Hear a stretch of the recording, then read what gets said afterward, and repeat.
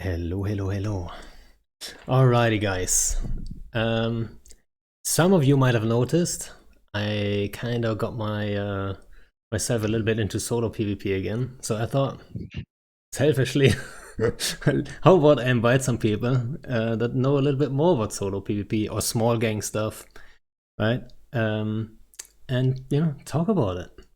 So I thought, you know, some big names when it comes to small gang um, that probably most people are actually familiar with, especially if you have seen a stream before.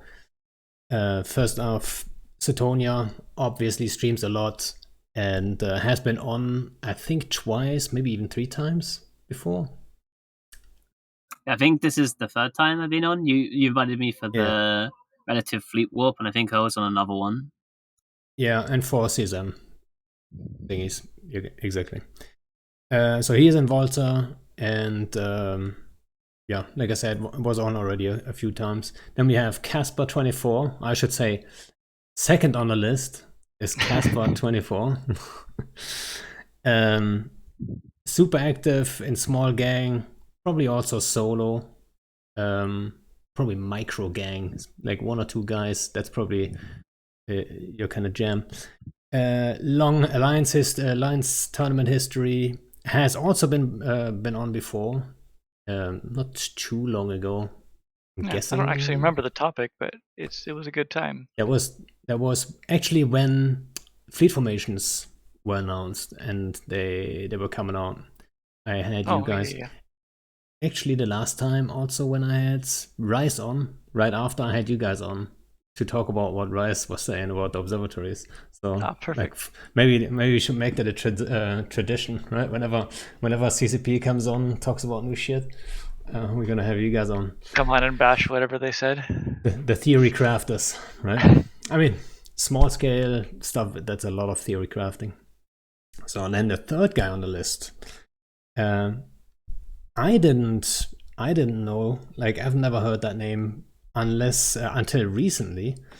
When a friend of mine actually in stream said like, "Hey, what about that guy? Do you know? Are you aware?" I'm like, that the name didn't ring a bell. I did check out the YouTube channel right away, and I already watched one or two videos of his before, so like I've seen stuff from Amelia. But like I watched a couple more, and I liked it, so I thought. And also, he's also a buddy of Casper, which I found out in the videos. Right, I watched the first video. I was Did I like, die? "How do I get even a hold of this guy? Like, he's a YouTube guy, right? Twitch dudes, I can find, but like, and then it's like Casper's right there. I'm like, all right, easy enough. Um, so yeah, maybe I should put actually everyone's links here. Obviously, Suitonia and Casper Twitch stream on Twitch every now and then. And then you have Amelia's YouTube channel right here. I'll just put it in there for those who are interested. Yeah, thanks for coming on, guys. Thanks for having Super us. stoked to be here. It's good to Alrighty. be back. I kind of want to start with like the easiest question ever, and it's a little lame almost, I would say. But I've been playing around with like some solo ships, and I the easy Hecate. It's like so easy to just go out and try find some Care Bears and stuff. You're fast and stuff. But I'm guessing at some point a Hecate gets a little boring, right? So I wonder, like, what is your preferred solo ship at the moment? Like, what do you think is the strongest from all angles, right? Not just saying like, oh yeah, it must be the 10 bill Vargo, right? Just saying like getting the fight and winning it, right? Draugr. Straight up, just Draugr. Oh really? It's. I'll just jump into it. I think you get your own links, and that is big, so you don't have to have a backpack, so you can still claim your solo. You're small and fast enough that you can move in and out of trouble pretty easily. You got great tracking, actually, insanely good tracking. And if you run into bigger stuff, well, you can spool up DPS, and you still have enough DPS to break a little bit bigger tank. So you're not like stuck with only retry DPS. So, in my opinion, I think that's the best solo ship. I'm sure others have other opinions, but I think that's that for me. Funny enough, actually, a corpmate of mine said he wanted to give me a Drago. I think he didn't do that yet, but like some pimp kitey Drago. I suck at kiting though, so that thing's gonna die quick. Just put a plate on it and Genos, and then pretend like you don't have to kite. Go tank everything. Kiting gets Sure. really easy when you have your own defensive scram with links. That's true. Easier, I'd say. Don't say really easy. Suitonia, besides Kestrel, what do you actually think is the best solo ship? I don't know, man. I like change what I fly like every month. Right now, recently, I've been flying a lot of like Tech 1 battle cruisers and Tech 1 cruisers a lot, just because they're like really cheap now and they're pretty reasonable. And most of the battle cruisers have gone down to like below 60 million. Like most of them are around like 52, 55. And with insurance, it only costs about 15 mil to lose the hull. It's like a fully fit, like just like suicide, like Kane or Drake or something. It only costs like 40, 50 million. And it's pretty fun to fly like stuff that is really engageable. I've been flying the Caracal a ton recently too, just because it can kill like all of the Ishtars, and a lot of people will just come into the ESS unprepared to deal with a Caracal, and then you get like a dank kill from it. Like I killed a fraternity, like I think Vigilant and Omen Navy issue 1v2 with my Caracal in an ESS like a few weeks ago, which is pretty awesome. Yeah, you know, that's where the character shines, is getting the fight, right? That's why I said like what's like it gets you the fight and you can win it too, right? Yeah, I mean the only reason why I won that fight is because like they came in after me with like MWD fits, and I like dropped a depot and refit my calcul to AB, so I was just able to just kite them at 60k the whole time. So because like obviously a Caracal is like so weak, and like a Vigilant and Omen Navy issue should normally be able to just smash it. So like being like flying like cheap and affordable stuff that's like super engageable is like normally what I enjoy flying. Yeah. All right. What about you, Amelia? I think the Vedmak is probably my go-to solo ship. It's just a little bit kind of between Casper and Suitonia in terms of engageability, I'd say. It's not as engageable as a Caracal, but you still see quite a few of them, and it's, I'd say, a little bit more engageable than a Draugr probably. But you are able to fight like a wide variety of things. You can deal with tackle really, really well. You have a lot of damage, and then you can go up a lot with the I fly with mine with 2 to 3 medium newts, so you can really cap out like battleships or battle cruisers quite easily actually. Yeah, I actually tried my myself on a Vatmag a couple times, and I think I'm getting better at it. You know, like getting into that kite mode. Like it's a mindset, right? Really, and that's why I think that's where I struggle a lot of times. I think in solo in general, you always need that little bit of patience, and then you kite away, and if you don't kill anything, that's fine too. Sometimes you just warp off and then see if the situation changes. Maybe some guys are not interested anymore, right? And now suddenly you can take the fight and stuff like this, right? So and not taking every fight instantly, like the way they want it, right? Like, I mean, that's the same for FCing, right? I always struggle with that a little bit.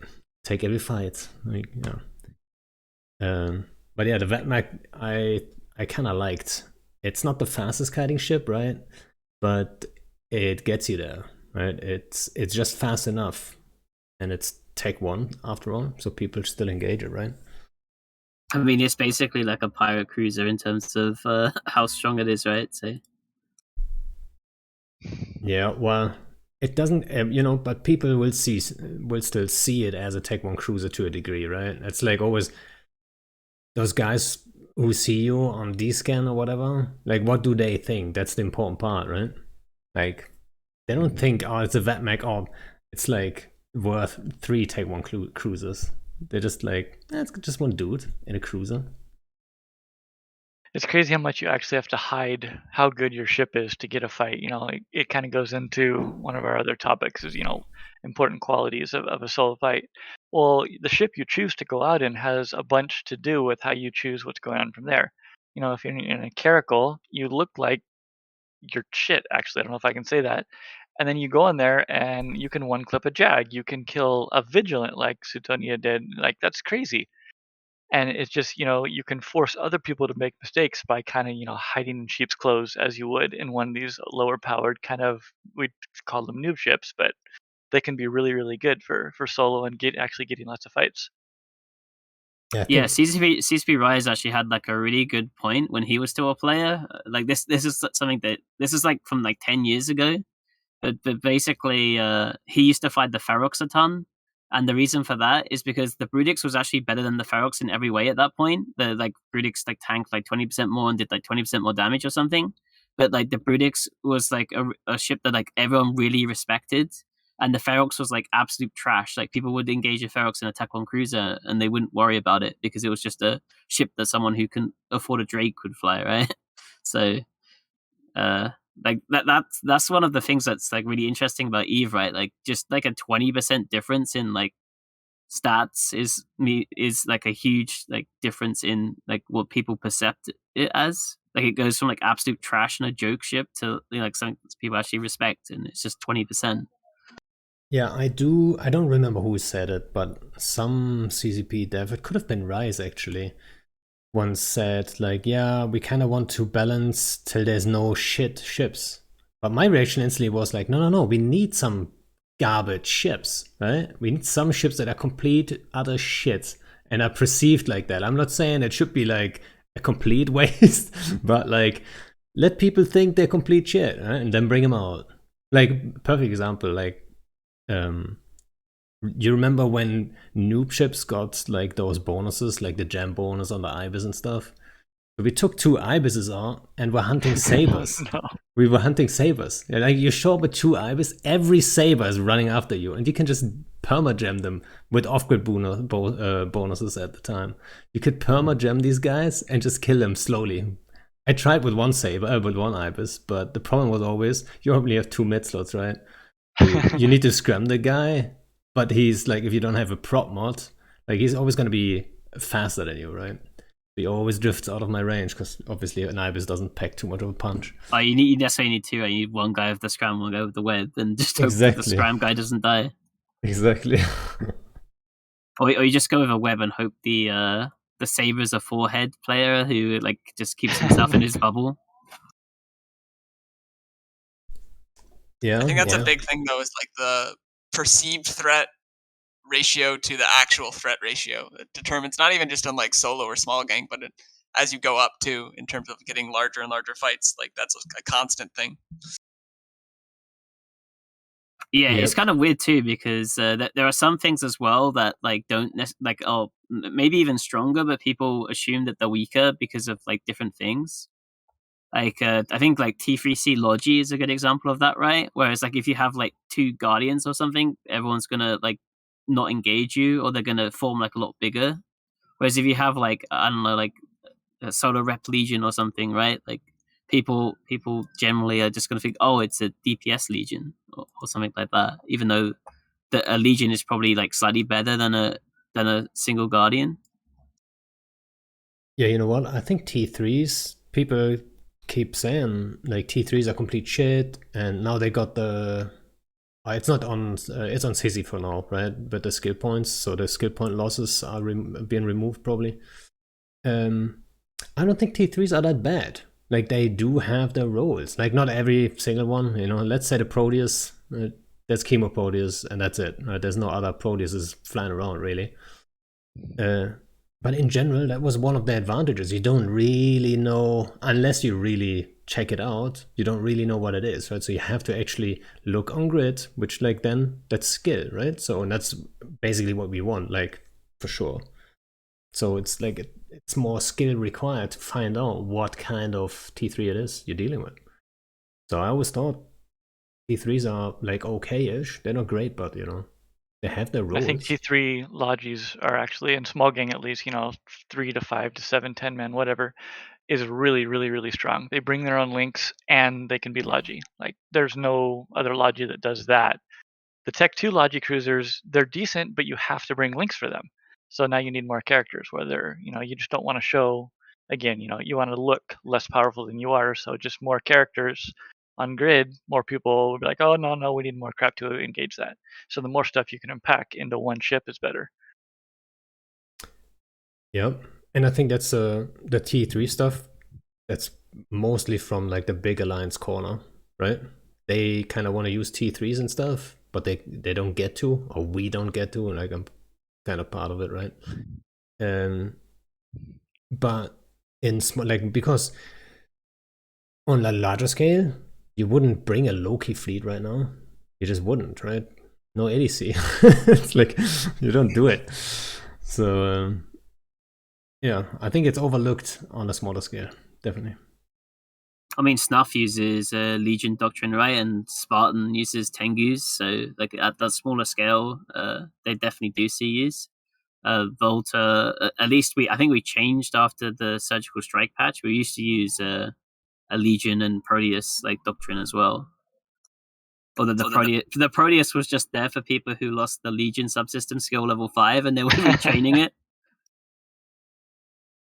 Like every T3C is used in like a mid-scale comp besides the Proteus. Like even Loki comps were strong for so long. Like that's such a good ship. Actually, it reminds me, I did play around with it on stream in Python. I might just fly some Proteuses soon. Yeah, I mean, maybe it's a good idea, right? Everyone knows that they're shit, so exactly, like they're engageable, but I mean, you don't want to be in a shit ship that costs like a bill, you know. It doesn't make too much sense. We have a connoisseur in our corp that loves to do explicitly that. He finds the worst possible ship and blings it out to like shit. They call it Mark Bridges, and he flew a rail Proteus, and oh my god, it didn't end well, but he had fun, I think. You can be like Casper and fly a shit ship that costs 300 bill, right? Like the hey. What, 300 bill? Oh, I'm just memeing on like his AT ship collection, like the Frecky. They're all some trash of the now. ones. It's okay. Wait, all the AT ships are trash now? Yep. There's some that are really good, but a lot of the like older ones that are like pre like 2012, 2013 are really bad because all the ships that they're based on were just buffed up, like, and they were based on like the older versions. Oh, all right. And it's hard to convince anyone at CCP to have a look at them, right? It's and you don't really have a foot to stand on, right? Because you're like the little like 1%. Guys. You're not. Yeah, exactly. So it's just like grin and bear it. Yeah, CCP buffed the ship that like only 10 people in the entire game are ever gonna have the balls to undock, right? Yeah. Well, or even to own. Right? The Imp Nully change, Casper? I don't want to talk about it. It's a hanger queen now, just like all the rest of them. Hey man, they buffed the Virtuoso. We got that one. That's true. Wait, what? Oh, because it's a Recon? Oh no, it's a stealth bomber, and when CCP buffed torpedoes, they took the like application bonus away from all of the other stealth bombers, but they forgot about the Virtuoso, so it actually got like a pretty big buff from that. Oh well, I mean, it wouldn't be fair if they now go and nerf the Virtuoso too. That would kind of suck. I didn't say anything, Panda. Your stream cut out, I think. Yeah, exactly. Well, it's not like you guys are undocking Virtuoso fleets. I mean, it would be stylish. Yeah. Like to get like 10 of them. I don't know how many are out there. You can't even get 10. Oh, there's 50 total, but I think like 3 or 4 of them have died already. So there's like 46 left in the game or something like that. What range can you get on them? Can you get over like 100? I mean, you can get bombers to 190 if you're pushing it. So I'm guessing you can get that one to that range. I remember like 120 or something. I don't remember further than that. It's been a long time though. I don't remember. Oh, might be something for some bored Python warrior. Yeah, exactly. Which, like, I'm guessing you guys are all in Python all day anyway. Definitely more than playing Eve. Definitely Python is about the second thing that pops up, after Reddit on my computer. It goes Reddit, then Python. You can see the tiers on Reddit, Aye. Should we talk about the whole Reddit thing? Like what's going on at the moment? I mean, it's not Reddit. It's unreadable. Well, Reddit is unreadable, but also, I mean, there is a point there. You know what I mean? Like, it's not completely like on what do you call it? You know what I mean? It's not coming out of nowhere. Yeah, sure, man. I think there are definitely frustrations right now, but I think a lot of it on Reddit right now is performative. Like every time CCP fucks up, and they did fuck up, that marketing thing is really insanely bad. It's probably like one of the worst things I've seen. There's also like, some there's the scarcity thing that people are still mad at. There's the war is boring for a lot of line members because no progress is being made. And there's a few other reasons for people to be a little upset right now. But like a lot of there doesn't need to be like 20 pages on threads on the front page of Reddit, and like every actual like content post gets downvoted by like 50 people straight away. It's a little I think it's a little performative, but yeah, I do think there's like some truth to people being mad, but I think a lot of it is people are just they're Drama mad queens. about like something else, like scarcity, and they're trying to like blow up every other thing that CCP fucks up. Yeah, I think it definitely plays into it. But so you said marketing, right? And it's on my list too, like one of the threads. And I forgot who it was. I'm pretty sure I talked about that on the podcast. First, I thought it was Rise or Sigler, but I think it was someone else. But I said exactly the same thing as that one Reddit thread about about Steve Jobs, like the quote where he says, like companies that have a monopoly on a market, they don't really have an incentive to make a better product. So the marketing guys are actually the guys that increase the value of the company, right? So the value of the company goes up by the marketing guys, so they are in power basically. They call the shots. So, and then that leads to a worse product over time. Not worse necessarily, but you're not improving, And do you guys think that's a valid point and it might just be happening to CCP right now? I don't know. I mean, it's hard to say, right? I don't think like people in marketing are calling the shots in CCP necessarily.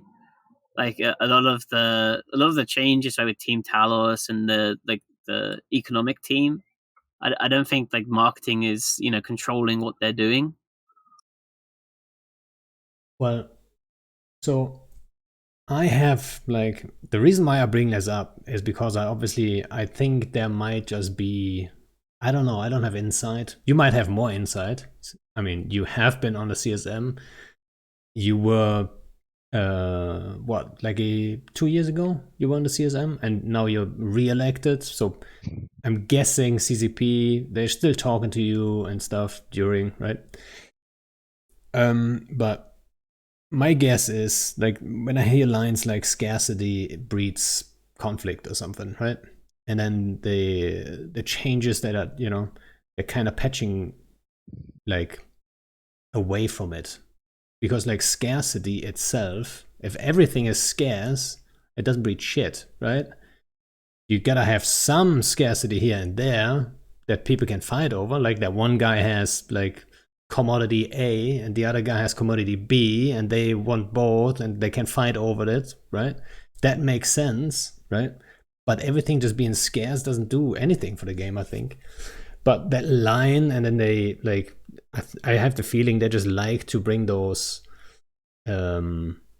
punchlines in more and more, right? I don't have another example right now. Yeah, I mean, another problem, right, is CCP took so long to fix raw calls. They took so long to fix super capital umbrellas. They took so long to fix capitals. Like every single CSM that I was on, from like CSM 12 to CSM 13, every single person said, we need to nerf caps. We need to nerf caps. It wasn't just me. It was the goons who were saying it too. And they were in the best like position to want to keep raw calls. And Arif kept saying to them, like, if you don't fix raw calls in 3 months, the economy is gone. He kept saying that, and they just didn't do enough. Like we really wanted them to remove whores at one point. I think you can see it in the CSM minutes, and then they like went for like a half measure, and then they did it eventually, like a year later. But yeah, I mean, I think the resource scarcity changes are really harsh, but it's because they need to like adjust to the fact that they were like so slow at fixing doing the changes they needed to make like 3 or 4 years ago. I agree completely. Like it seems like you need to swing the pendulum so far the other direction because of how far it swung the other way, right? Like to try and balance it out. And I think people are still living off of like stockpiles now from that age, right? Yeah, I mean, a lot of those stockpiles on both sides are kind of gone. And you know what? I mean, that's pure luck. Let's be honest here. I know there's probably gonna be someone at CCP saying like, "I told you it worked, right? See that conflict, you know?" But it just worked out that way. That actually, a lot of resources got depleted. Not depleted completely. There's still a lot of stuff, right? But that a big chunk actually gets removed right after this change, that was pure luck, right? As someone in chat says, still too many Titans. Yeah, of course. Like, if people are going to replace those Titans, it's significantly harder now, which I think is a good thing for the game. Like, the entire idea that you go out and you'll find only T2 ships running around normally I don't think that's very good for the game. Like, having the cost be significantly more for those ships, and that's something I think they still need to work on, is that difference between, like, the strength of the ship versus the cost of the ship. Like, we were running around in, what was it, Casper? It was like 2 Drakes, an Osprey, and a Crow or something, and having a great all time. Like, you don't need these T2 ships to necessarily go out and be able to do the things you want to do, yet everyone's going to do them if the opportunity cost is so low to be able to be a little bit stronger. Real talk, that Yeah. Osprey was like the most fun I've had outside of AT in a long time. So that Tech 1 stuff is a blast. Yeah, I think a lot of people have like a level of entitlement to flying like big ships, and like in 2015-ish era, like people were flying Caracals all the time. People were flying Hurricanes. People were flying Drakes. Like if you went to like test staging, they would undock 30 Caracals. Now it's like, okay, it's going to be a bunch of Marauders, Munins, and all of this stuff. But you know what I mean? So I think like people have got like too used to the abundance era, and they're too used to flying these super big blingy ships when you can have just as much fun in a caracal, and it's just as good as a response, and probably you're actually going to get a better fight because the other guys are going to stick around.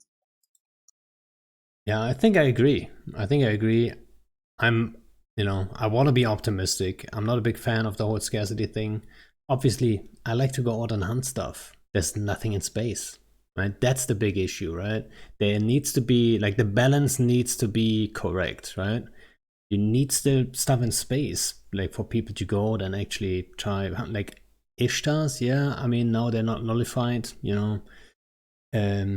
Oh, they're not. No, sorry, they're not like stabbed to shit and all that. But it's that's enough food for like 1 or 2 guys roaming around trying to catch them, right? You need need some more content generation. I think, like, more opportunities. Yeah, I think like I know there's a lot of like bad PR around Potrin, but one of the really good things about Potrin actually is like how much like PvP happens over the observatory flashpoints. I know people cry about crab sliding or whatever, but it's very common for like 2 PvE fleets to end up fighting each other in Potrin. I know like I haven't been on the fleets, but I know Volta have been doing like crab fleets in Potrin every other day, and they've like got like just a ton of fights, just like contesting like other people, and you even see like PvE players like fighting PvE players, who like people who generally don't want to fight, like PvPing each other over the sides. And I think that's something that's really, really missing from nullsec. There's nothing worth contesting in nullsec that's like a PvE site. Like anomalies respawn infinitely. There's 30 plus of them in every single system. Yeah, there is the ESS, and with the reserve bank keys coming soon, hopefully, there's some stuff on Hoboleaks that looks kind of like where they're going to come from, but we don't know for sure yet.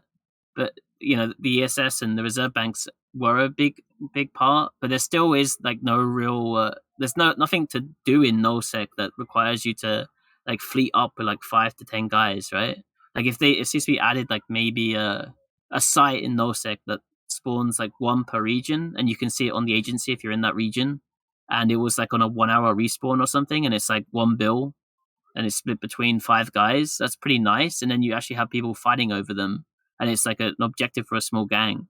And if you bring 15 guys there, and okay, all of them are docked up, you just take their site. But it reminds me of this site in Catch where it's the specific turret implant. I think when Brave used to live. Yeah, and there always used to be fights there right after downtime over that site. And I think like more stuff like that in the game would be really amazing because it breeds conflict, right? Which is what you want. Yeah, like the old 2 out of 10 static complexes that are removed from LowSec. There used to be fights all the time over those in specific systems. Like maybe they shouldn't be like static in like one system all the time, so people can't just like bring a bunch of stuff there. But if it was like that Passion's turret mind link site, but it like respawned randomly in a region, and there was like one of those every region or something, and it was like on maybe like a 3-hour cooldown or something where it's like if you take it from them, it's going to hurt them, and they're not going to be able to like run another one. But they're like there's enough of them around that you probably run into one maybe when you're like roaming. I think that would be really cool. But so like this a site like that, I think you would have to be careful to not make it a site that someone can quadruple box. You know what I mean?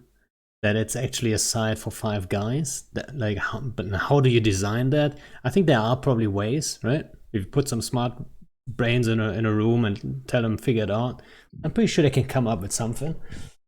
Yeah, I mean they did a good job with Abyss. I mean, there's some cool mechanics you could do, right? Like you could have like a Leshak NPC, and it always shoots the closest guy. So then you have to like whenever it starts spawning up, you have to like swap whoever's closest to it, so that it doesn't like ramp up and just break through that guy. See, that's exactly what like I mean. things that are really hard to multi-box are things that require positioning. So like ideas like that are the kind of thing that like really hurt multi-boxes. Or you could have, I don't know, maybe there's a NPC command destroyer that charges into you and tries to MJD off your guys. If that happens to you and you're like a multi-boxer, that's going to completely destroy you. But like people who are actually communicating can like screen it or whatever, right? So, or at least a lot easier. Yeah. And then another thing about a site like that, I think it's also like you said, it should always be random. It shouldn't be in the same spot always. Like 3-D, for example. Oh, 3-G, 3-. Yeah, it's the system that's next to DSS. Yeah, it's in a corner. It's a catch stain area. But it's fairly remote, right? So the guys can do it all the time. It's like there's probably, I don't know who is doing it right now, but these guys are probably doing it every day right after downtime.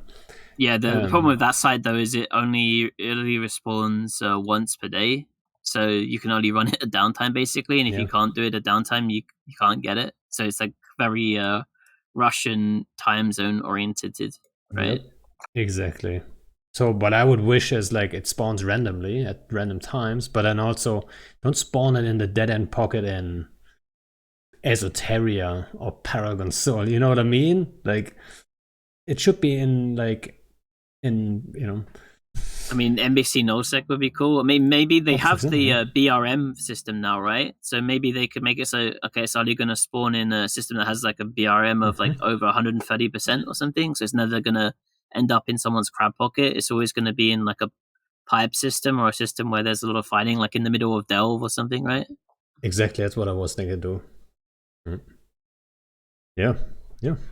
It's one of those things. I think the PvE experience, and like it's weird. I've got this small scale and solo guys and like elite PvP dudes on, and we're talking about PvE, all right? Well, it's a true thing. Tick wrote a novel on Reddit, I don't remember how many months ago, about how PvE is literally the building block of this game. And it creates content, it gets people out there, and it's so true. Just people out in space doing things create content, and we just need more people in space being rewarded for doing things, and the game will just benefit from there, no matter what scale, I think.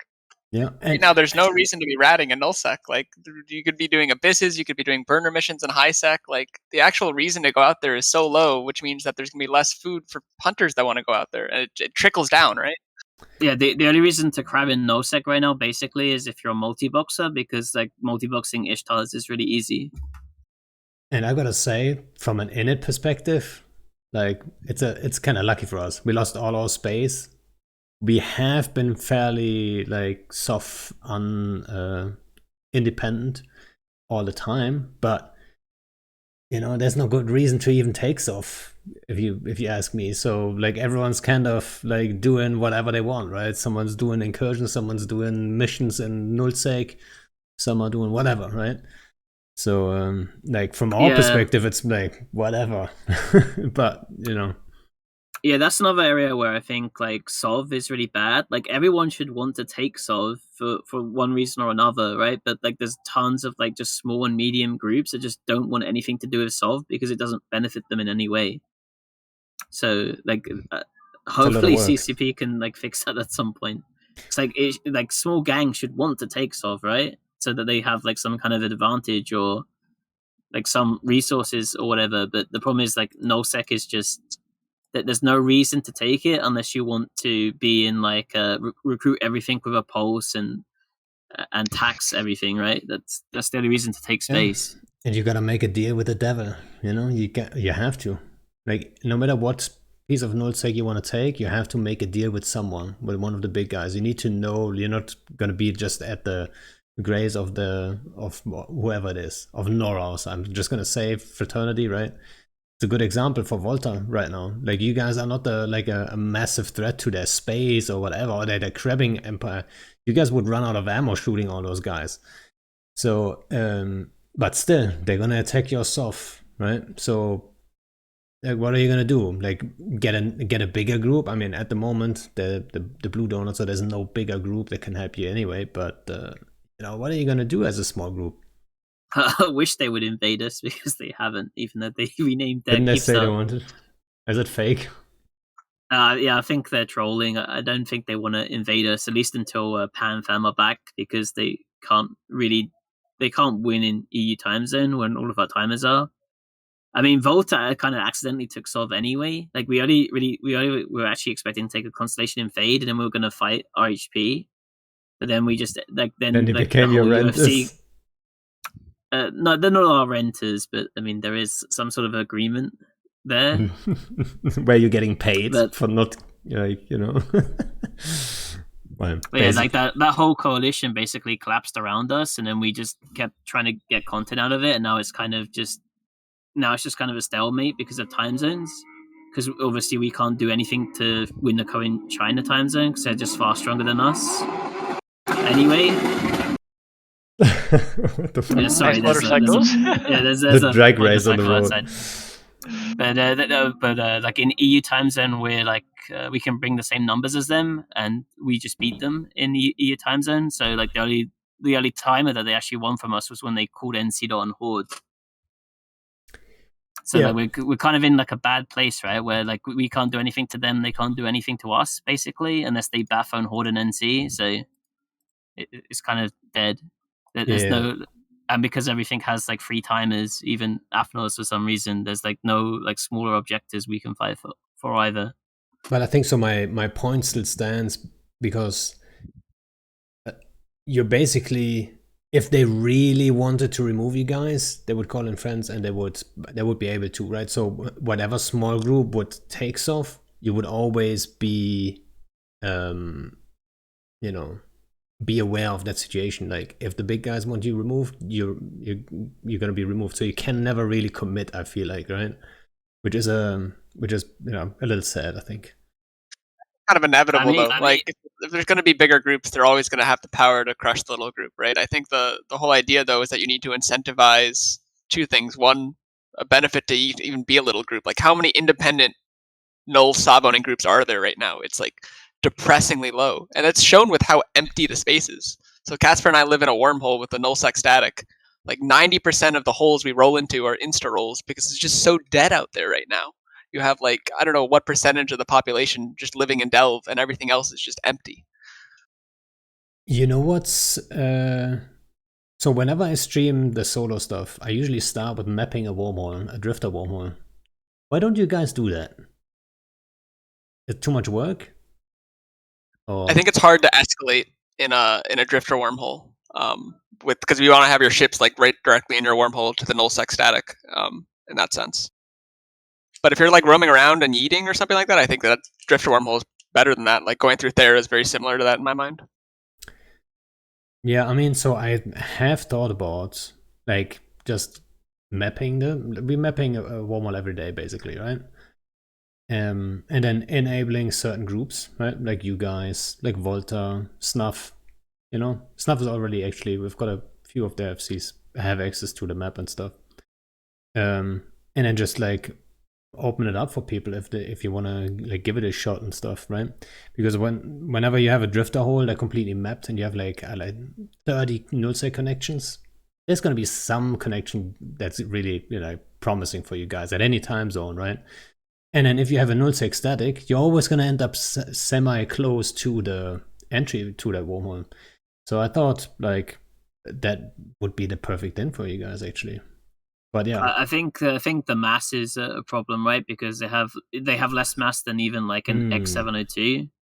It's like 1/4 of the mass on a Ferro hull, so that like you can only bring like 2 battleships through it. no, and you because can bring like more. at least on the scale that we're fighting, like we're not bringing like 30-40 kikis or like 100. We're like bringing like 5 or 6 guys, so like you really need like the bigger mass ships to be able to do anything, especially to escalate. So the minimum mass you will have is 675 million, which means you can move a few battleships through, right? Yeah, but that's 2, right? That's like well, if you want to bring them back, I mean, right? That's like 2 battle guns basically is like the max you can bring.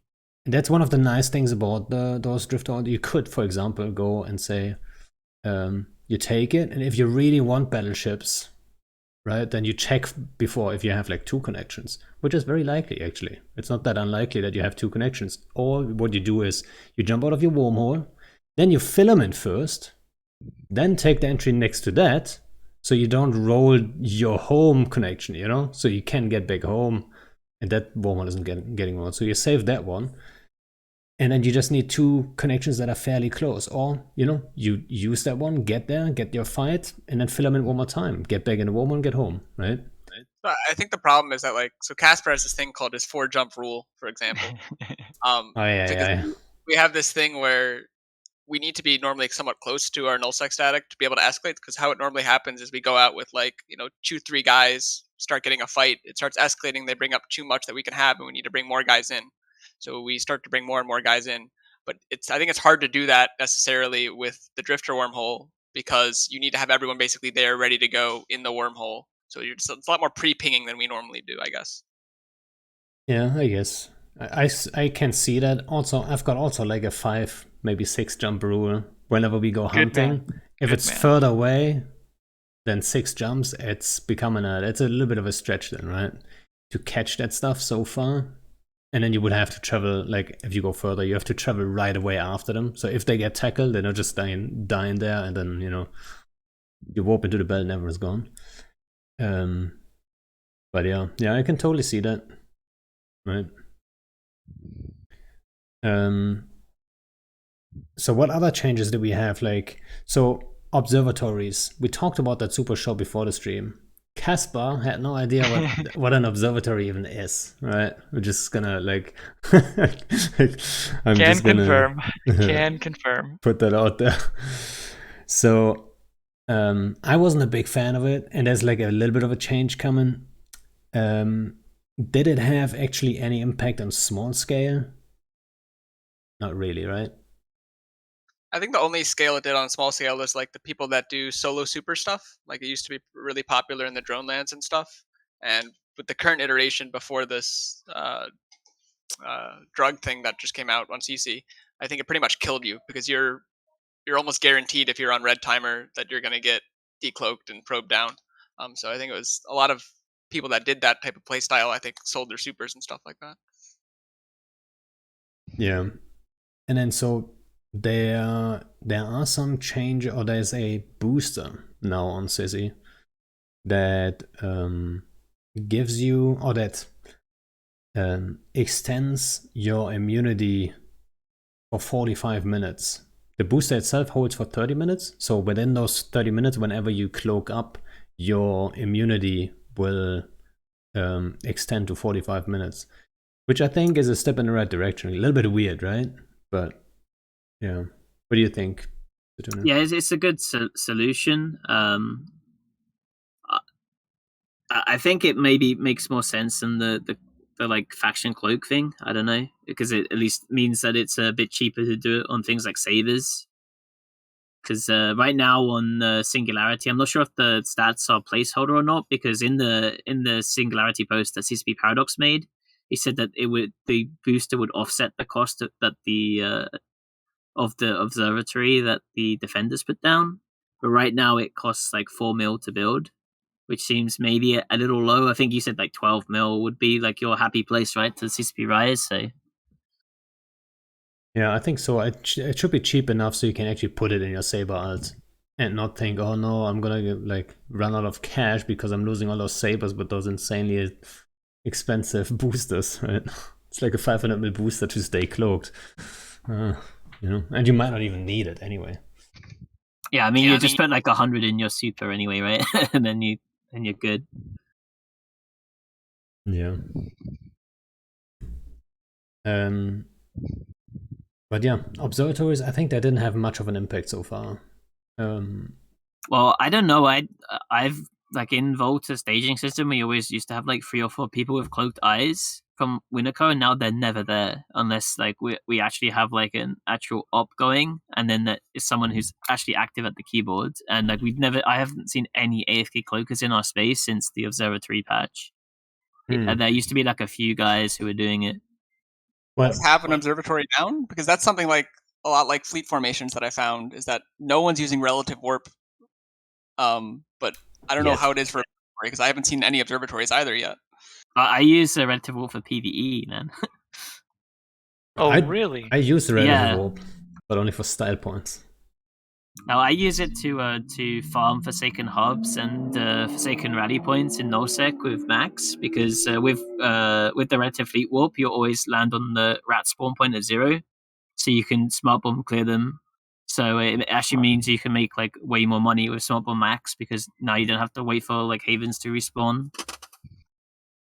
Yeah, that's an interesting thing. When it first came out, I definitely won't even try to deny it. I was up in arms. I thought everybody's going to use this against us.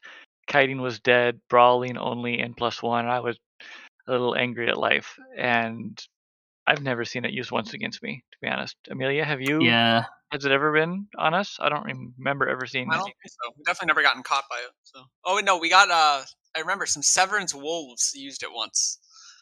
Okay. To try and get on Nith, but that was it. Yeah, that's the only people I've ever seen it. So I have seen. I haven't seen it at all. I've seen. I think it's a combination of things, right? There's the skill points to like actually train it, which like makes it like hard to get, and then I think it also actually requires like a lot more skill. What I thought people would do is they would just have like some pre-made bookmarks, and they would tell everyone warp to the pre-made bookmark, and then the FC would then just relative fleet warp onto people. But remember when we had that discussion, right when it was announced, and Rise, I said right away, it's going to take too much time to set up, and it's going to be a specific spot where they can do it. So they're never going to set it up in the first place. And like I thought the setup was too complicated for them. But I still believe it will become more of a thing over time, because I mean, whenever any meta, if it's a ship type or if it's a style of flying, like, or like a little trick, it always takes a long time to actually get there, especially when people actually have to skill it first, and they're not like cheap skills, I mean skill time wise, right? They take a long time to skill, and the incentive to actually skill it to 5 right away isn't that high, right? Unless you FC a lot, you wouldn't skill it to 5 anyway. So a lot of people don't even have it skilled yet. And then a lot of times it's your alt that you need it on, right? That scepter that actually burns like in front or behind, that wants to do the relative warp then. That scepter probably doesn't have the skills either, right? So it's like, you need to be set up, you need to know what you're doing, and then the situation needs to ask for it. So people don't even bother like getting good at it at the moment. I think it also requires a lot of skill to use too, right? And that's probably like the main reason why nullsec people aren't using it. Wow! Right in the field. That was kind of rude. I mean, like outside, like I thought that it would be cancer in like all of the like nullsec staging systems, like R10. Like you wouldn't be able to PvP unless you're like specifically on like a dead space grid. But the like actual like being able to actually use it in practice on a situation where you don't have like pre-made bookmarks is really difficult, and it requires like a lot of like spatial awareness and like positioning. And I just don't think like the average like guy who undocks his marauder when there's like 2 cruisers in their space is capable of doing it. Hating on the Marauders, like that little, shots firing in all directions here. But that's something we agreed on right away. Like, I remember everyone kind of basically said, like, yes, it can be powerful, but it can also fuck your own fleet up, right? So there's room for mistakes. Sounds a lot like boosting, right? It took you like a year to get it right? It took us a long time to actually get there, if you think about it. Yeah. And I webbed a ton of fleets. A ton of them.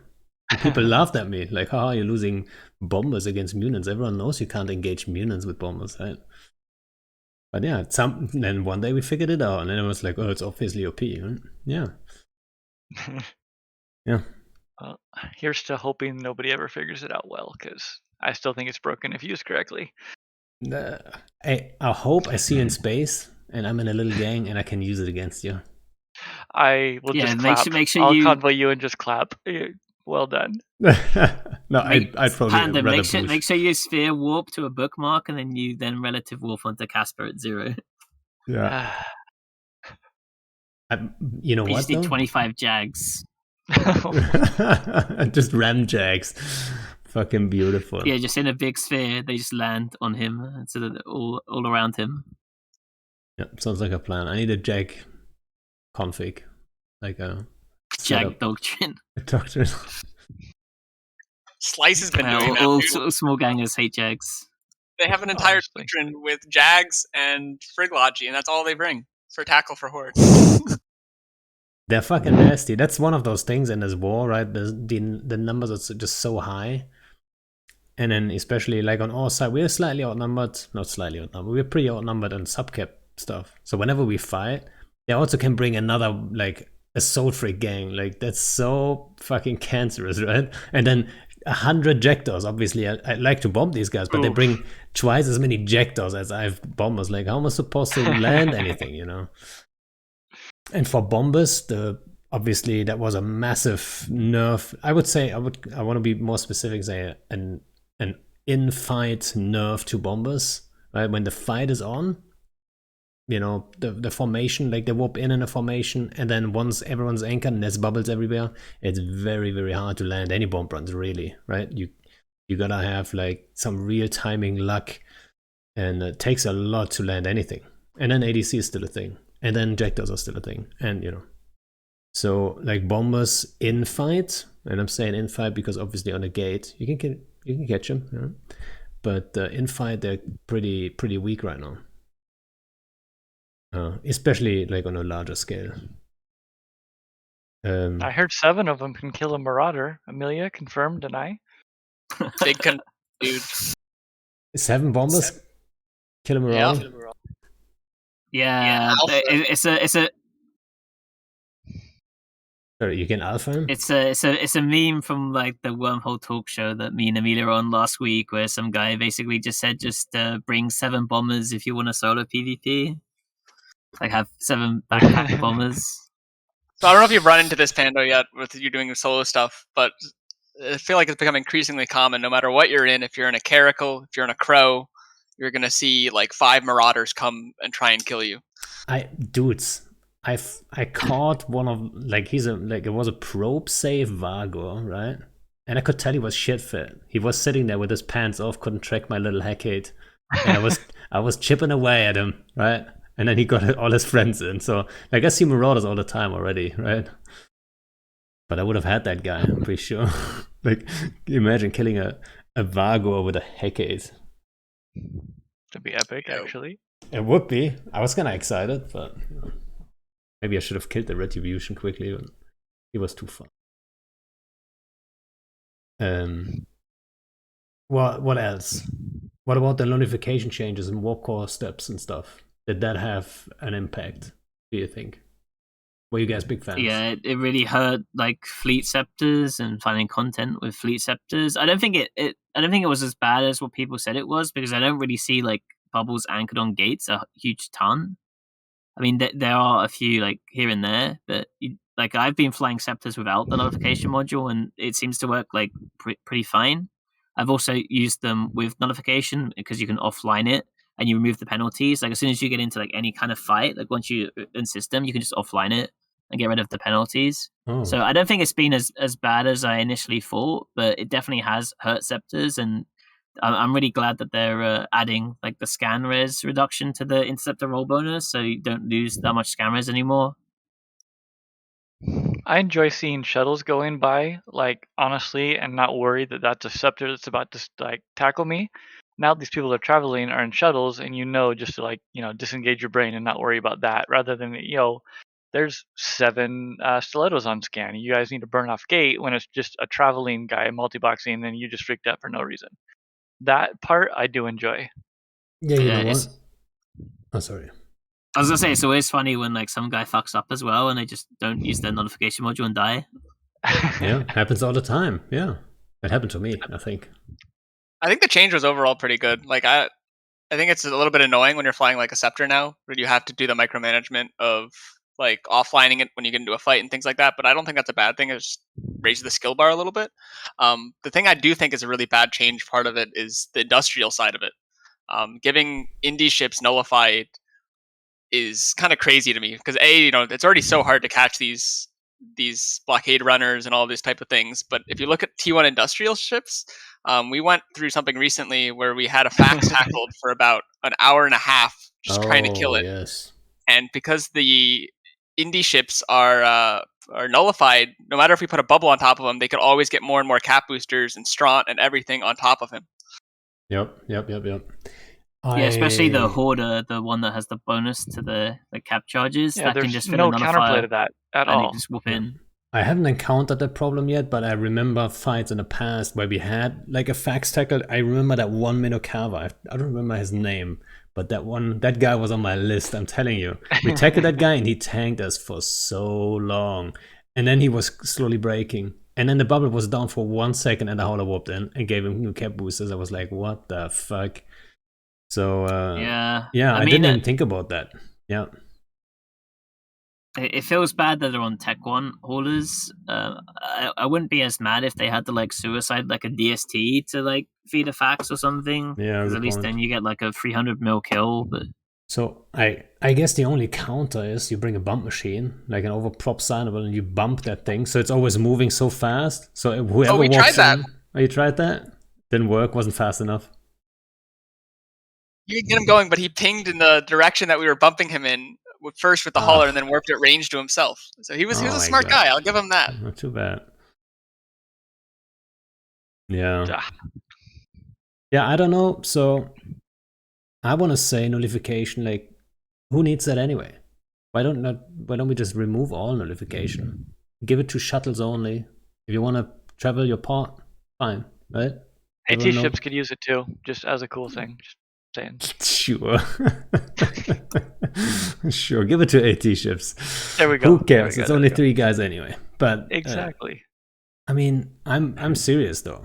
Like, do we need nullification on scepters? Do we really need that? When it first came out, I was furious because like I was doing like all kinds of like stuff with like bubbles and trying to like harass people in their staging.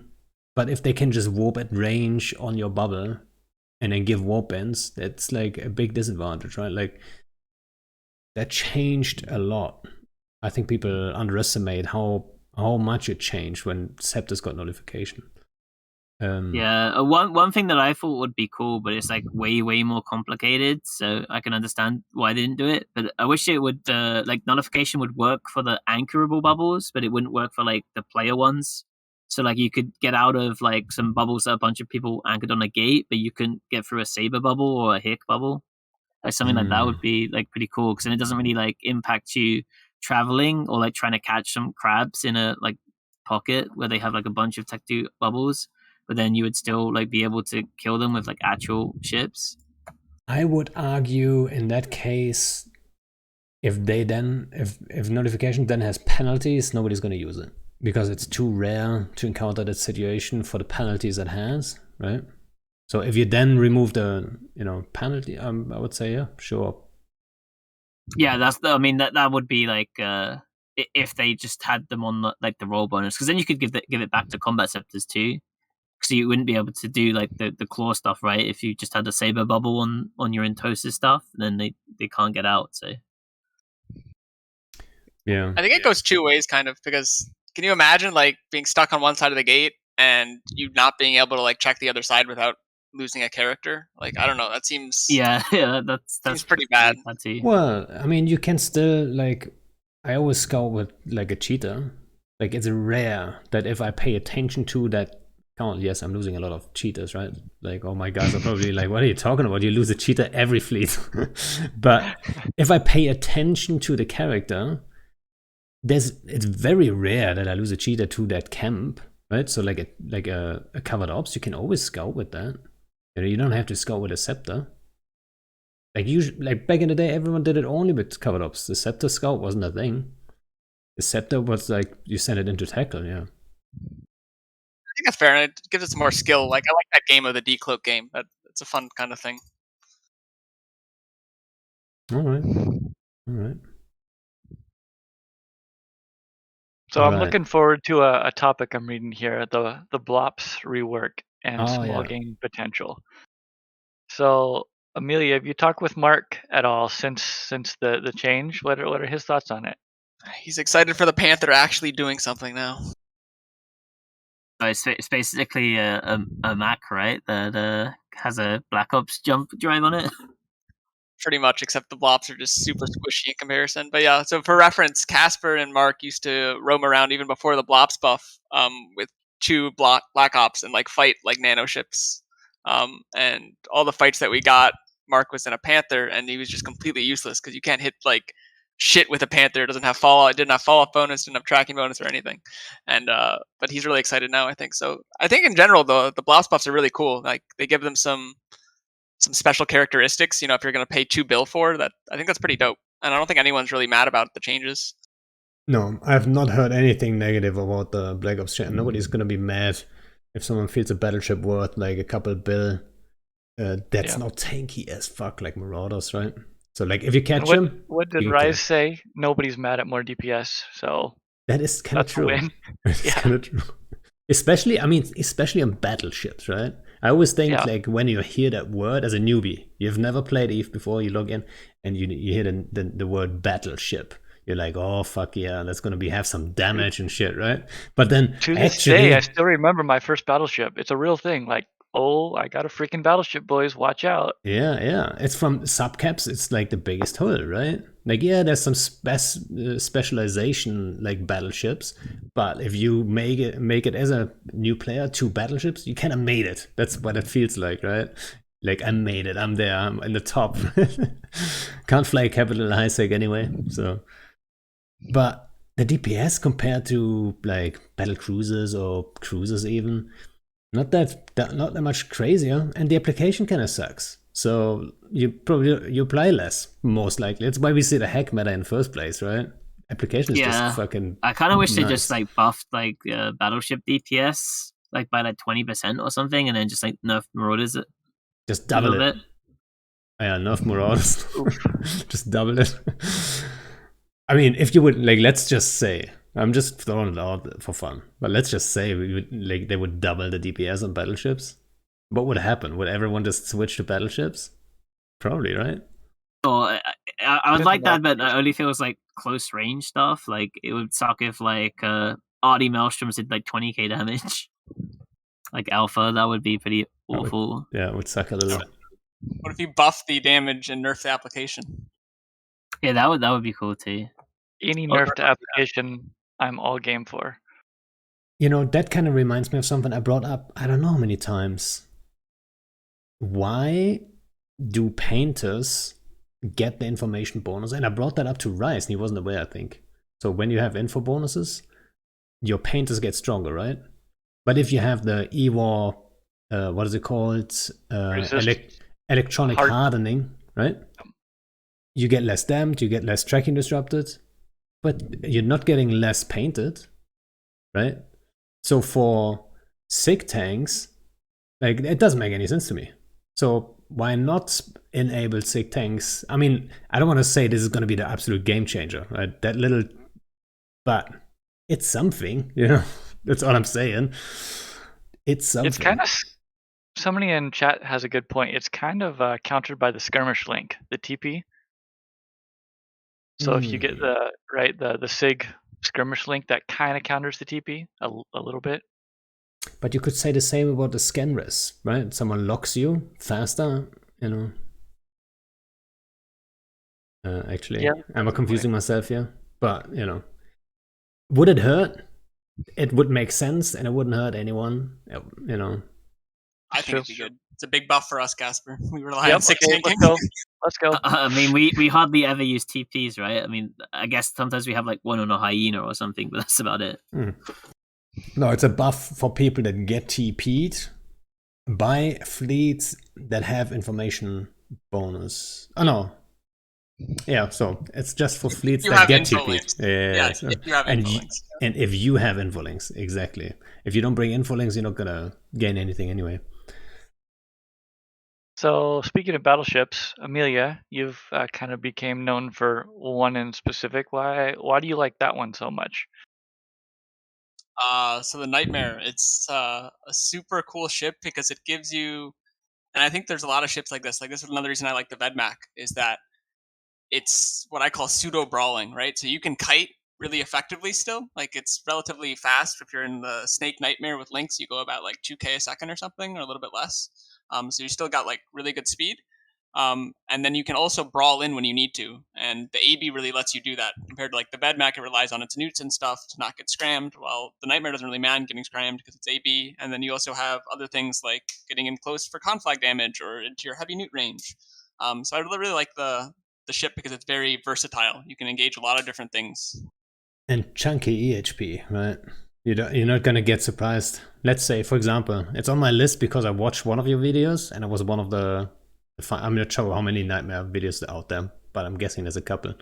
Too many. But you were fighting Serbs. Serbs are kind of nasty. They will apply quite well on Nightmares, like sig-wise. You're not gonna tank them perfectly. So, like, I don't know how many subs it was, maybe like around 30, 40, 50, something like this. If I have to take something this. around that. Yeah, you run into trouble just alpha-wise. It's like quite a bit, right? So yeah, the EHP obviously plays a big role there, so you can actually get saved, I think.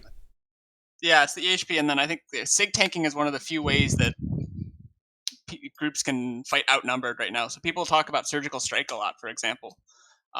Surgical strike was almost a buff towards us, at least for the Nightmare comp specifically, because we're using those close range guns. We're using pulse lasers, not beams. And without that damage increase and them getting their resist nerfed, if we have maybe 7 damage ships in our comp and they have 9-10 Logi, like 9-10 Simis, we're actually able to break through that sometimes with fast target switching. But before, like, I don't think we would ever have any shot at breaking through them. Yeah. Well, I mean, technically, you could say the surgical strike thing with the resist nerf, that was kind of a damage buff. But only on ships that use a lot of hardness, like, you would apply way more, right? Like, that's why I thought it was so weird. Because the hex meta, everyone was, like, sick of it. But it didn't hurt the hex much, because, like, Immunin has 1 invuln, tough shit. You lose, like, 1 EHP or some shit. It's like 8%, right, for Munin, something like that. That's 8% EHP. I mean, the bigger thing, right, is I guess for Amelia is that now he has conflag if he's in a situation where they can like use conflag and they get 20% more DPS on top of the Logi just being like way less effective. Yeah, so that's like twice the DPS buff, so to say. Right. Oh yeah, in the best case, right, you're doing like 44% more damage if they had like multiple hardness fitted, although that's not really going to be the case unless you're shooting a super or something.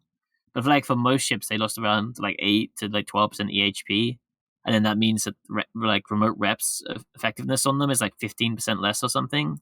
And then if you're using close range ammo, you get like 20%. So like it all compounds, right? So you're doing like 33% more like effective damage than you were before if you're using like tactical close range.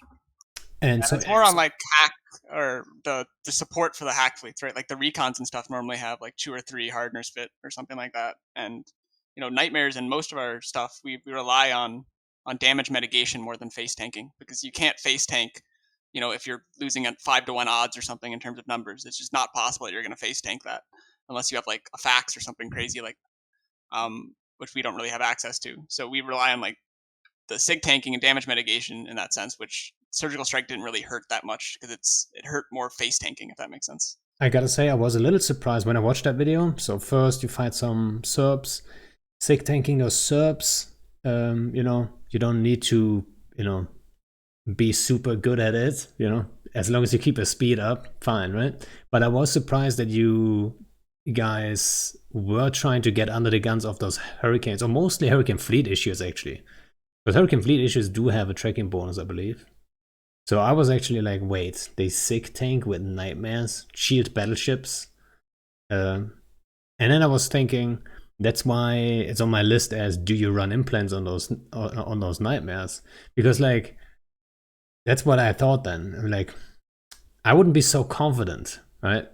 Yes, it's possible that you get under guns, but I wouldn't be so confident as you guys were getting under them. And so, like, do you run some implants with them, or like? We run snakes.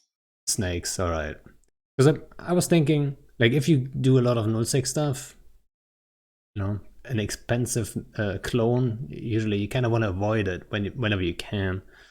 And I thought maybe because you wanted to get under the guns and sig tanking, a cheap like Halo set or whatever, maybe that's your go-to move just to, you know, whatever, get it. I don't know what a mid-grade Halo set is. Maybe 400 mil or something. Can't be that expensive. It's cheap, but it's worse than mid-grade snakes for mitigating. And mid-grade snakes also gives you like the speed advantage too, which also translates to like a tracking advantage on top of that if you need it. If you can like you know, manage your traversal properly. So like snakes are just like way better. I think high grade halos are the equivalent of high grade snakes, roughly speaking. But high grade halos are like 1/3 of the price of high grade snakes.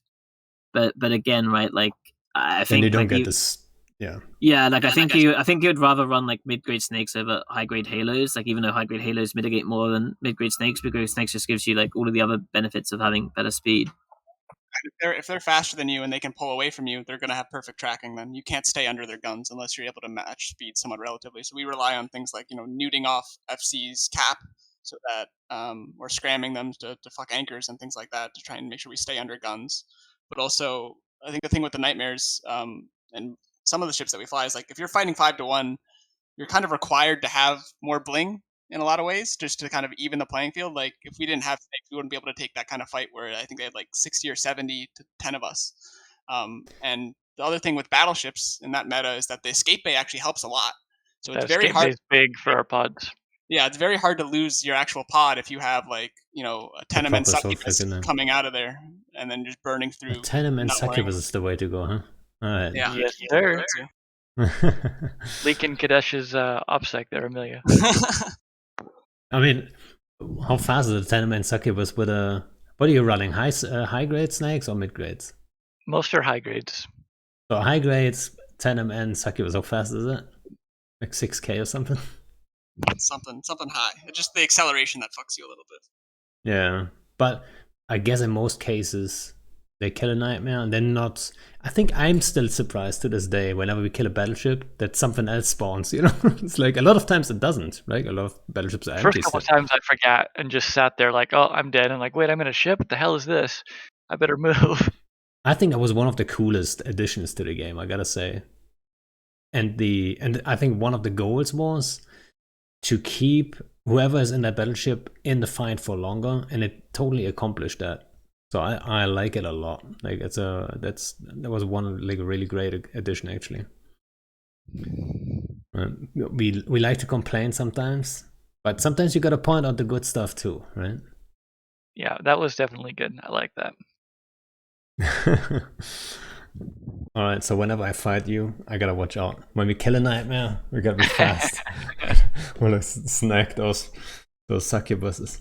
You gotta have a saber ready to drop wobble as soon as Casper dies. Oh. Yeah. I saw wobbles used in Pochfin for the first time a couple days ago. When did we do that Pochfin fight, Amelia? I forgot.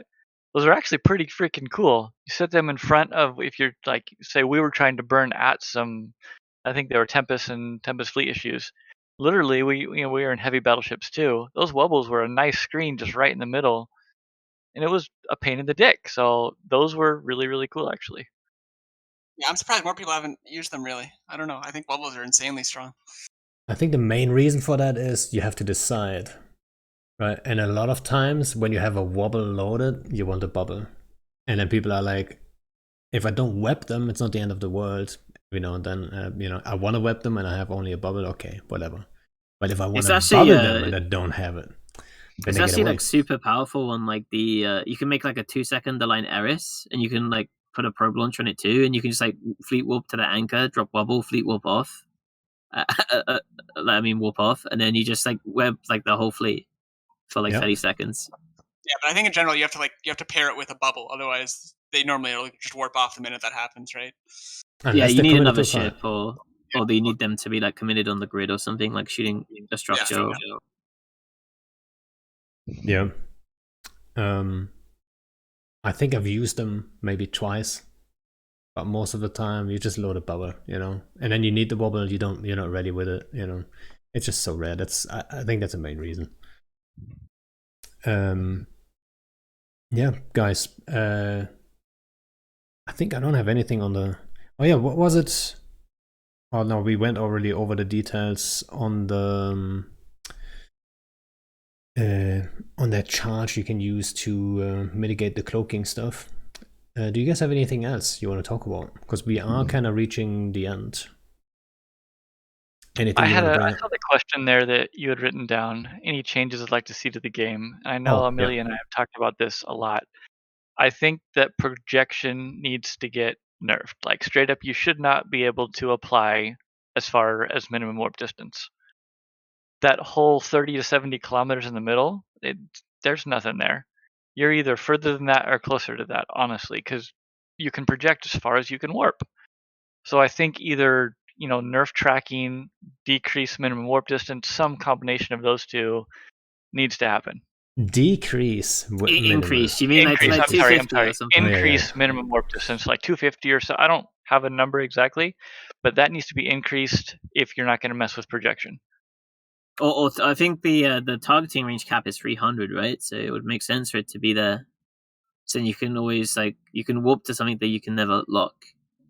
Yeah, I think that last time you guys were on, we were talking about that, and I thought, yeah, that's actually a good point. Because like the current lock range is 150, and I think that's still from like 2000 whatever 5, right? That's probably where they say like, yeah, 150 km, that's where you can start warping. And the grids were just tiny at the time, right? 300 km in front of you, there's a 50-50 chance you're not even on the same grid anymore back then. So I think that was one of the main reasons. All the times to give advantages, but then they made that so big and they've never changed the warp after that. Yeah, and I wonder what would happen if you would increase it to 300 km. I think I would like it, because like it's too easy. For example, someone kites away from a hostile fleet, but then you can get warped on right away. Like it's a little too, I don't know. Between battleship bushes, MJD bushes, whatever, that range that we used to like to stay at is no longer safe. Even if you want to stay far at 70, well, that's just one button away for a Vindicator that you're done. And so we need that further range to be able to play in to be safe from bushes and also minimum warp distance. It might just, do a whole new meta in the game and play style maybe. Could open things back up. It just forces you to be more committal on the grid. And as far as the tracking stuff goes, I think the way the tracking formula currently works with Eve is that it kind of really fails at high ranges, right? And this is something you see with the Eagle fleets or the Munin fleets. Like, medium railguns are probably the worst tracking of anything for those medium type of guns. But because they are able to shoot from so far away, they don't really care about tracking. You can track a Scepter perfectly fine at that range, even if he's flying perfectly. I'd really like to see there be more of a skill thing. So, like, if you're anchoring on a Munin fleet, you need to match transversal if you want to track another ship or something. That'd be really cool to see, and introduce that kind of skill element to it instead of people just burning in random directions, just F1 click on the next target. Yeah, I think it makes total sense. Or maybe, simply nerf the tracking of long range ammo. Right? Yeah, for sure. So is that like on your list? Is that like all the way up there, like a pressing issue, or is that like it's a nice little wish you would like? It's a little dream of yours, But do you think there's like a bigger issue, like an elephant in the room? Maybe, I don't know. I think that's the number one thing for me, honestly, is that there's definitely been this creep in projection, and I think it's a lot of people say that it's like CCP's fault, and I disagree because I don't think there's been big changes that have led to this. I think it's more that player mentality is maturing and they're realizing, hey, if I can apply and do this much damage from this range, what's the point of going in and risking anything when I don't need to risk that to be just as effective pretty much? Like the opportunity cost of being in close versus being far is not, the gap is not enough. There needs to be a bigger gap. Like if I'm in close and I'm brawling, there needs to be more of incentive for that. Yep. Oh, one thing I always like to talk about is maybe guns should have a speed penalty, right? Remove some speed from the hulls, or like not, or add some speed to the hulls and remove some with the guns. For example, let's say a blaster rock is now going to be 10% faster, while a railgun rock, because the railguns have a little bit of a speed penalty, right? If you fit one railgun, you lose so and so much speed. The blaster rock, a railgun rock, I'm just taking it as an example, would be, maybe 10, maybe 50, maybe 20% slower in general, right? So like short range gunned ships would get a buff, while the long range ones would get a nerf speed wise, right? What do you guys think? It'd be interesting how that would work with the hack meta, because like everyone uses long range guns, right? Yep, exactly. Imagine autocannon units. I doubt it, but That's a good idea though. I've never thought about something like that. Very out of the box. You'd have to fix like medium beams and stuff like that, because there's no reason to use short range medium guns, let's be honest. Yeah, but I like it. It would be a lot of work. I think Rise is probably gonna, like, he'll not listen to that, because that would probably be in his kind of ballpark. So he's like, oh shit, that's a lot of work to check every ship and stuff. He probably would hire you guys to run over all the stats. But I think it might just be worth it long term. Like, it would make for way more interesting meta, but I don't know. Maybe I haven't thought about every. At the end of the day, I think change is good. I was just talking about this somewhere. Change is good. People are up in arms every time CCP makes a change. But let's be honest, in the last 2 years, there'd be more changes than there were in the last 10 years previous to that. And this is good. Change is good. They can always revert and go back if something doesn't work. They never but do, the though. community freaks the F out every time there's a change. Well, let's try it. Let's see what happens. If you don't like it, we can do other things. But other games, Dota, whatever, there's a patch every whatever to shake up the meta on purpose. And Eve just can't get this in their head that, shaking up the meta, trying new things, maybe trying to, maybe change the game up a little bit. That's not the worst thing in the world. No, yeah, but in general, I think it would be less people would complain if CCP would have demonstrated that they also can go back on changes completely, right? Well, they have done, right, with the drone aggro thing. Blackout. Oh, true. The drone aggro thing, like maybe. ESS changes, they've like iterated on it like 4 times already. Yes. Yeah, all right. Yeah, I mean, they've gotten a lot better in general. That is true. That is true. And like even like the really painful changes, right? Like the nullification thing, like they're already readjusting it now in like next couple of weeks with the scan risk thing. So I mean, they're still like iterating on things, and whenever they get something wrong, like they're still like adding like extra things in, like the next patch. So I think in general though, like if you compare Eve to a lot of other games, like Casper was saying, like people like changes. People, if you look at other games like League or Dota or something, people start to come back on a new patch or something. And I think that's something really missing from Eve. Like we had the same meta for 2-3 years. The hack meta's been around I don't know how long now. Imagine if we had fast iterations that rewards like theory crafters and people to go back out and try things out and things like that. I think there's a lot of pushback in the Eve community specifically about changes because people are so set in stone. There hasn't been changes in so long. And I think you got to get over that hump a little bit so that players will realize, if changes start happening regularly and it's a regular thing, that they'll start appreciating it a lot more. Yeah, it's kind of funny. Like, it seems like whenever you go to like somewhere like Reddit or like Eve Discords, like everyone's like crying that they want balance and balance changes, but then like as soon as CCP does like anything, like people just cry about it. So yeah, I don't envy Rise. Sorry, what? I said I don't envy Rise. Yeah, No, dude. yeah. No, Imagine like, being a CCP employee and just reading Reddit. You'd want to murder yourself. I could not imagine. yeah. Like, it was Rice who said actually, whenever he sees Reddit threads, he always scrolls till he finds that one comment that says something positive, and then he's like, you should just like sort by controversial, right? And then or whatever setting is that shows you like all of the ones that are like at the bottom. Yeah, I mean, I think like balance changes and stuff, change as much as you want, as all the time. I'm totally fine with that. I mean, don't go overboard with it. If I buy like 100 Nagas, don't nerf them the next day. Give me some time to fly it. But like, I think the balance stuff itself, yeah, it can be like every week. I'm totally fine with that. But when it comes to like bigger changes, right, I feel like they should maybe go back to that more like expansion approach. You know what I mean? Like, put some stuff into one package and bring it out as like an expansion kind of thing. But I don't know. Yeah, there's definitely a difference between nerfing like the damage on a ship by 5% and introducing citadels or something. Like, that's a huge difference, and they need to take it as such, right? Yeah, you guys want to talk about citadels? Because I don't. We could like make this like a 24-hour podcast if we just that's true. That's true.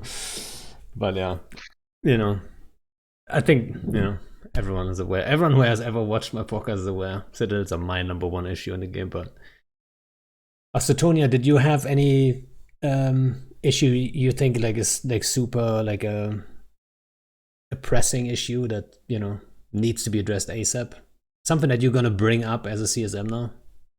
I mean, it's kind of like what Casper and Amelia said. Like, I think projection's an issue. I also think that Answer Black's gates are a problem as well as citadels. So, what's up with the gates, in your opinion? Well, they just allow there's like no risk in using them, basically, right? And they just allow like force projections, like so much force projection. Like, it's so ridiculous. Like, I'm in Volta, right, and we have like 20 gates, and I can go from like the eastern side of Tribute to Fountain in 11 jumps. It takes like 5 minutes in a frigate. It's like really ridiculous. But I don't want CCP to add like a tedium to it. Like, don't add fatigue. Don't add like some kind of fuel increase or something. What I wish CCP would do is just make it so if you're scrammed, then you can't take a gate, or if you're in a bubble, you can't take a gate, like the old jump gates. So that would open up a lot more tactics, I think, for FCs, right? Like, if you have a cloak dictator on a gate, you can like waste their time. Maybe some of their guys are going to be trigger happy. They're going to shoot your saber ult. Now they've got a 60-second weapon timer. Now small gangs can just or gankers can sit cloaked on a Answer Blacks with 2 Lokis and a Manticore or whatever, and now you have to like deal with them, right? Like, I think that would sorry. Yeah, and it means that you can also kill stragglers, right? Like, maybe they form too much for you. Okay, you're gonna park a couple of guys on their gate then, and pick off like the couple of guys who come late in their munions to the blob, or it adds up. So it adds like so much stuff for like solo, small gang, and fleet tactics. I think it would be really cool, and it would add like risk to them. Some opportunities at the very least. Yeah, like the weird thing is, right, like when CCP changed nullification, they said they wanted to make terrain matter again in Eve, but then you have Answer Blaxes which completely circumvent terrain. Yeah. So I think that would be cool, right? But don't want them to add fatigue, but just make it so like players are the thing that makes them. All right, noted. Adding fatigue. Like, yeah, that's my experience sometimes with those changes. People ask for something specific, and then they do something very similar, and they're like, yeah, that's what you wanted, right? Cloaky camping thing, observatory, it's like, kind of not what we asked for. Like, hey, It's not the end of the world. What I always wondered with the Antiplexes is they were sold as player-built Stargates, right? And then they behave different though. So, for example, a cap, if it's hick pointed on a gate. Oh yeah, you can Right. still You're not do gonna that. So jump. broken. But Even on an Antiplex, you can't just jump anywhere. yeah, you know what you can do, Pando, by the way? If you have an Antiplex that's like above a gate or a structure or something, you can sit your carrier on it with a couple of faxes and just send your fighters down. And if you get dropped, you just de-aggro and jump out once your 6-second weapon timer is gone. It's pretty funny. Not overpowered at all, right? Even if you're hit pointed. Yeah, it's a little sad. I mean, unless you get bumped, right? Someone brings a snake sets fucking bump doctrine. Well, it's almost impossible to bump someone on it. Actually, if you like go inside That's the true, center, too. because the gate has such a huge radius, it's like That's almost another as thing big of as a this. regional gate. It's basically impossible to bump someone off of it. Yeah. It's another thing about these gates is you can't cover them with one bubble, right? Even a hick in the middle will just barely scratch that range. You would have to have a faction bubble, I believe, to even catch them. And I think. Oh yeah, and even why? then, if they just like if they just like align and warp, then they get out of it. You need like I think you need like 3 dictors to cover it pretty reliably, Yeah. all in like at different points. So it's like it's too big. It's really big, but if you could point someone and then they couldn't go crash the gate again, then you could kill them. Yeah. So that's what I'd like to see. Alrighty. I would say that like we should do this again. Maybe then talk about citadels. No, I'm just kidding. Let's not talk about citadels. Like the point is out there already, like enough. But yeah, guys, thanks for coming on. I think was a good one, and I hope everyone who was watching and listening enjoyed that one too. And yeah, thanks again. Good. And the guys on stream, thanks for hanging out. And whoever gets this skin, congrats. And bye bye. Did we just get Megatron skins, by the way?